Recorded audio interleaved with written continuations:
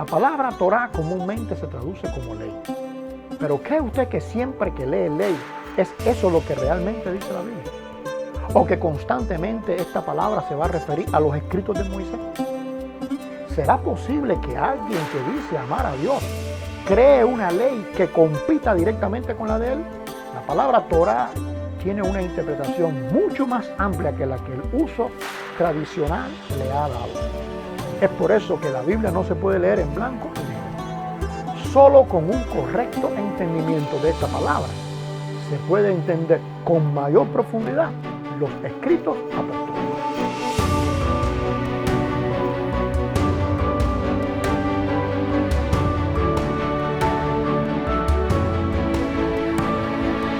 Uno de los grandes dilemas que ha tenido el cristianismo es tratar de entender la Biblia a partir del contexto del que lee y no a partir del contexto del que escribió. Este es un texto con una verdad que hace reflexionar mucho. ¿Cómo es posible pensar que hay que tener fe sin entender la Escritura, sin conocer la Escritura, si la fe viene a partir de lo que tú conoces de Dios? Realmente la Biblia es un texto complejo. ¿Cuántas diferentes interpretaciones acerca de un mismo texto? El contexto cultural en que se escribe un texto va a definir gramaticalmente a dónde apunta la palabra. Comúnmente oímos decir que un texto fuera de contexto se convierte en un pretexto. ¿Pero realmente se conoce el contexto bíblico? Hola, yo soy Liber Aguiar y hoy te quiero hablar de la Torah. Nos encontramos en el 6º episodio de esta temporada, donde hemos tratado el tema de la Torah. Hasta aquí hemos visto cómo esta palabra tiene significados muy diferentes. Por un lado, ley, por otro, instrucción. Y cómo a través de la obra salvífica del Mesías hay una nueva legislación que no abrogó a la anterior, sino que la actualizó, la perfeccionó y la grabó en el corazón del hombre. Como vimos, el pecado del hombre le lleva a separarse de Dios y por tanto a asumir incorrectamente toda la legislación dada en el monte Sinai. También pudimos entender junto a Pablo que esa legislación no solucionaba el problema, o sea, la del monte Sinaí, pero sí dejaba al hombre al descubierto ante la realidad pecaminosa de su corazón. La nueva legislación se construía entonces sobre una mejor base, que es la restauración de la condición humana, la regeneración del espíritu del ser humano y por lo tanto la eliminación de la veta pecaminosa del hombre. Ahora el hombre tendría aquellas disposiciones de la ley, como dijimos, grabadas en su corazón y rigiendo el comportamiento individual y social del creyente. Sin embargo, algo amenazaba el funcionamiento de la nueva legislación. Y esto era la tradición oral, como vimos en un episodio anterior, porque ella señalaba el cómo hacer los mandamientos, pero en ocasiones ella competía con la Torá escrita. ¿Por qué esto amenazaba el buen funcionamiento o el buen andar, mejor dicho, de la iglesia? Simplemente porque algunos serían empujados al legalismo que se basaba en presentar o entender la ley oral por encima de la ley escrita, como dijimos, y para otras personas, unos hacían esto y otras personas, pues entonces rechazaban todo lo que pudiera o tuviera que ver con la ley o que se pareciera en algún modo a la cultura del pueblo de Israel. Claro está, el legalismo por un lado o el liberalismo por el otro, ambos se distanciaban de la nueva legislación. El legalismo caía en la judaización, que era el exigir sus costumbres fariseas a los demás. Y el otro tenía que ver con la paganización, que es la implementación de las costumbres extranjeras o gentiles dentro del pueblo de Dios. Debido a los acontecimientos históricos que pusieron fuera del juego a los primeros, o sea, a los judaizantes, la paganización logró imponerse a través del predominio imperial de la Iglesia de Roma. Pongamos un ejemplo. Tenemos un debate histórico sobre el tema de la Pascua, que con el paso del tiempo es cada vez más difícil de explicar. Algunos hoy llegan a pensar o a decir, ¿quién puede saber realmente lo que pasó o cómo se hacían las cosas en aquel tiempo? Esto muestra simplemente su ignorancia histórica, pero sin embargo es lo que muchos dicen. Ahora, pondré un ejemplo sencillo. Juan Calvino, aunque no tomó ninguna decisión al respecto, explicó muy claramente el surgimiento de esta costumbre o de lo que trajo una forma diferente de hacer las cosas. En sus instituciones cristianas, él va a decir, según lo que nos enseña la historia, fíjate que él indagó y entendió lo que decía la historia, parece que antes de los tiempos de Alejandro, obispo de Roma, esto fue sobre los primeros años del segundo siglo, se utilizaba para la cena pan leudado, parecido al que comemos normalmente. Este Alejandro estaba muy orgulloso de ser el primero en utilizar pan sin levadura. O sea, hay una cena que hacían todos los cristianos semanalmente, que es la cena que se conoce en la historia del cristianismo como el ágape, la comunión, que se hacía con pan normal. Hasta el momento en que apareció este Alejandro y él decidió agarrar el pan de la Pascua, que es una vez en el año, se come durante una semana, que es el pan conocido como pan sin levadura, el acimo, y lo empezó a utilizar en la cena semanal. De ahí surge entonces la tradición cristiana de lo que llamamos la cena del Señor o de lo que llamamos la comunión, que es ese pan, o de lo que se le llama la Santa Cena, que es ese pancito, a veces una galletica, y el vino o el jugo o lo que sea. Hoy contamos con las mismas fuentes que Calvino, e inclusive con muchas más que las que tenía él, para explorar el hecho o el tema y concluir algo sencillo. La Iglesia romana, con su influencia imperial, hizo cambios al respecto. Es sencillo. La Iglesia venía haciendo una cosa y a partir de este Alejandro, pues se empezó a hacer una nueva, que nunca la hizo Jesús ni nunca la hicieron los apóstoles. Pero sin embargo, hoy agarramos 1 Corintios 11, hoy agarramos inclusive los textos que hablan de la Pascua de Jesús para explicar esa tradición. Eso se llama descontextualización total de la Biblia. Ahora, supongamos que no nos metemos en el tema de si esto es paganizar o no paganizar a la iglesia. No es el tema ahora. Pero debemos o se debía intuir que si esto trajo división a la iglesia y si esto trajo uno de los dilemas y de las cuestiones principales de división en el cristianismo, que hasta hoy ha sido, pues entonces era algo que era preferible no haber hecho. Hay cambios que nos traen problemas y que es preferible simplemente someternos a lo que la palabra enseña y no a estar inventando nosotros nada que pudiera traer problemas a la iglesia.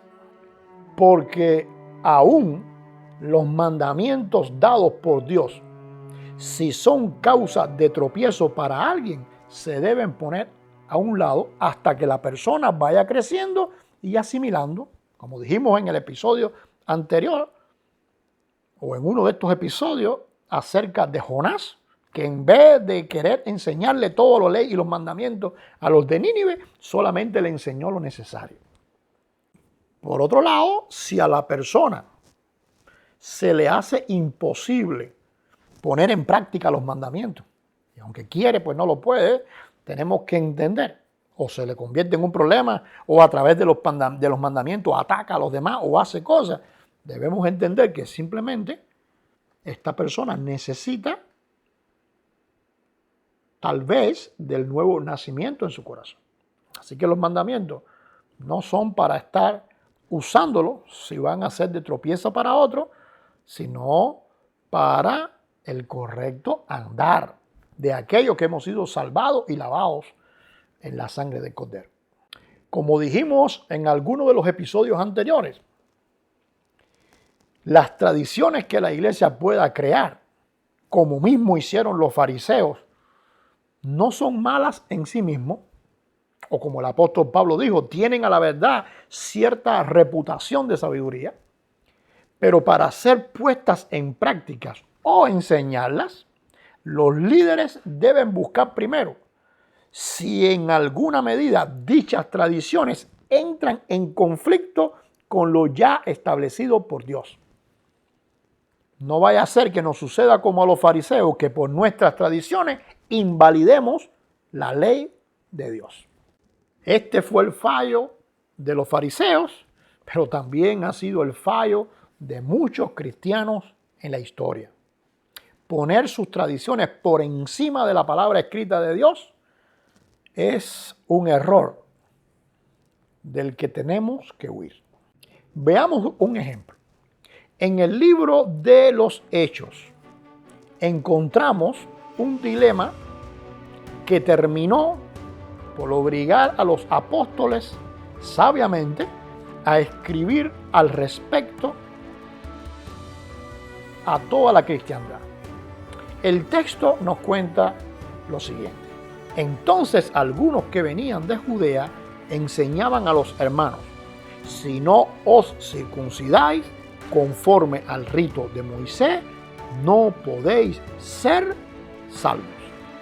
Estos personajes son evidentemente fariseos, más específicamente de la escuela de Shammai, quienes exigían radicalmente la circuncisión como prerequisito para cualquier cosa.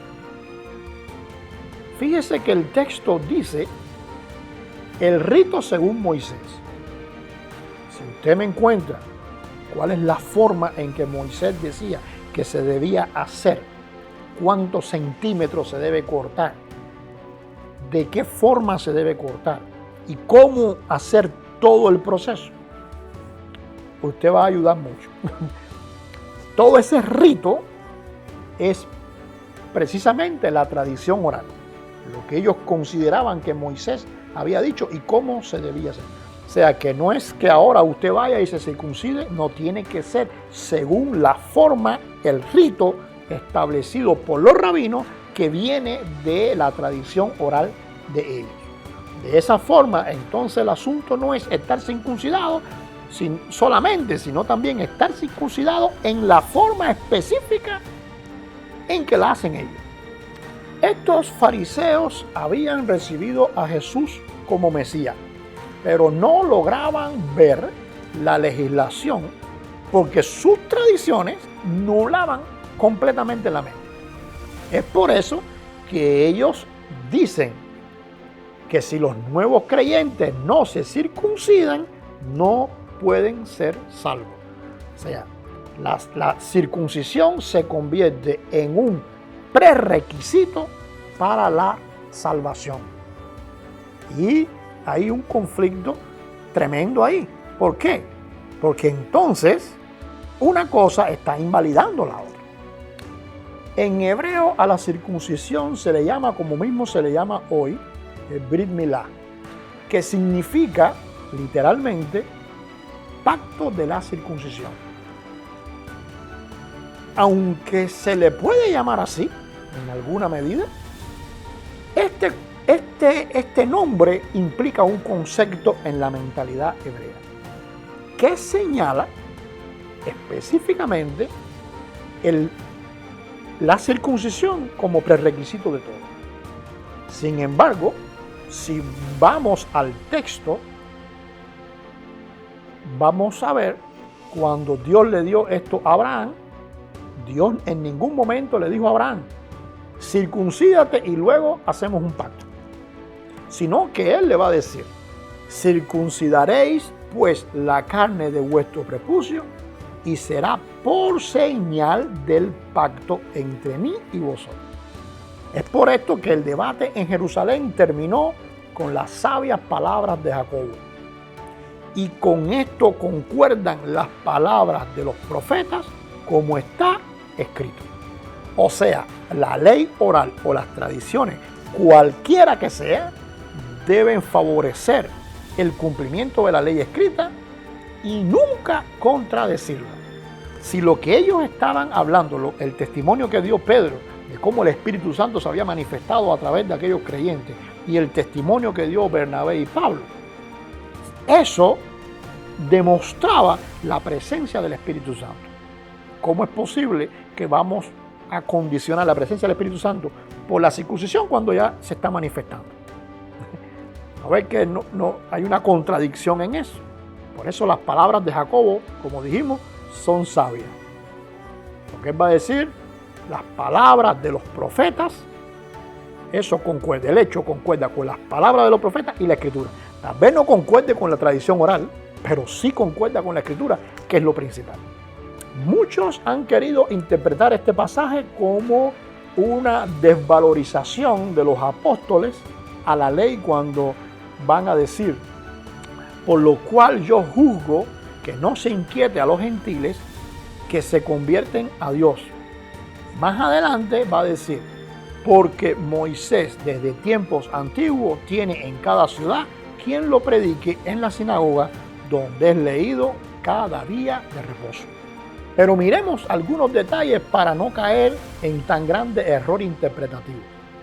En primer lugar, la palabra que se traduce como inquietar, y en otros casos, en otras traducciones, se traduce como poner trabas, es parenohenglei, que se refiere a adicionar cosas.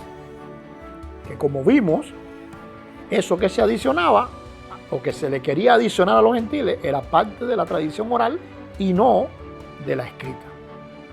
Con esto, Jacobo estaba dejando en claro que se debía poner a un lado la tradición oral, concentrarnos entonces en la tradición escrita. Y en segundo lugar, cuando se refiere a la ley de Moisés, que es leída cada Shabbat o cada día de reposo, no está eliminando o subestimando, sino que le está dando su justo lugar. La cristiandad en aquel entonces se reunía en la sinagoga, así que irían aprendiendo poco a poco de la ley escrita dada a Moisés.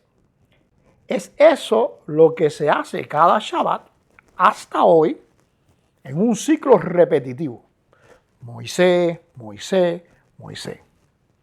Si él no hubiera querido que los nuevos creyentes aprendieran la ley, lo más lógico es que él hubiera dicho, no vayan más a la sinagoga. El hecho de que ellos continuaran yendo a la sinagoga y él le dice cada Shabbat en la sinagoga, es porque sí es bueno que vayan aprendiendo poco a poco. Si en algún momento alguien quisiera circuncidarse, porque entendía que era bueno, pues simplemente tenía la libertad, pero al ritmo de cada cual, no queriendo imponer eso por encima de la gracia y de la manifestación de la salvación de Dios en el hombre. ellos, los apóstoles, le van a dejar a los discípulos un grupo de leyes. Por eso es que no podemos pensar que ellos están eliminando la ley, porque a la vez les están proponiendo otra ley. Y no es lógico decir que bajo la gracia no hace falta ley, y por eso ellos están eliminando la ley escrita dada a Moisés, cuando ellos mismos le están dando una ley a los discípulos. Así que estas leyes que él le están dando es precisamente lo que le va a abrir la puerta para poder entrar a la sinagoga. Le va a permitir considerar a los judíos de que estas personas son lo llamado prosélito, y se les puede enseñar Torah, sin ellos darse cuenta, o tal vez aprendiéndolo a partir del testimonio de ellos, de que realmente ya el Espíritu Santo había transformado sus corazones y ellos pertenecían a la nación de Israel, que se fundaba en la promesa de Dios, y no a la nación de Israel que se fundaba en una ciudadanía física. En la carta que le van a mandar a los discípulos, los apóstoles le van a señalar: porque ha parecido bien al Espíritu Santo y a nosotros no poneros ninguna carga más que estas que son necesarias. Y aunque muchos traductores se empeñan en traducir como cosas necesarias o como requisitos esta palabra que aparece ahí, en realidad su significado es más exacto. La palabra epananques apunta directamente a reglas obligatorias e indispensables que cumplir. Así que cuando ellos le dicen estas cosas que son necesarias, en realidad no es tanto necesario como estas cosas que son obligatorias e indispensables. Esa es la correcta traducción de ese texto. La única razón para cambiar una ley por reglas obligatorias no puede ser la gracia para hacer lo que consideramos mejor por decisión propia, sino la buena voluntad para, bajo la oportunidad de la gracia, ajustar la nueva vida que el Señor nos ha regalado a la santidad descrita por Él en su ley, bajo la actualización de la enseñanza de Cristo. Por eso Pablo va a decir en su carta a los romanos: lo que era imposible para la ley por cuanto era débil por la carne, Dios, enviando a su Hijo en semejanza de carne, de pecado, y a causa del pecado, condenó al pecado en la carne, para que la justicia de la ley se cumpliese en nosotros, que no andamos conforme a la carne, sino conforme al Espíritu. O sea que aquellos mandamientos imposibles de hacer por la condición pecaminosa del hombre, ahora en la nueva vida son luz a nuestros pasos. Solo cumpliendo con la Torá es que el Espíritu Santo dará testimonio a nuestro espíritu de que somos hijos de Dios.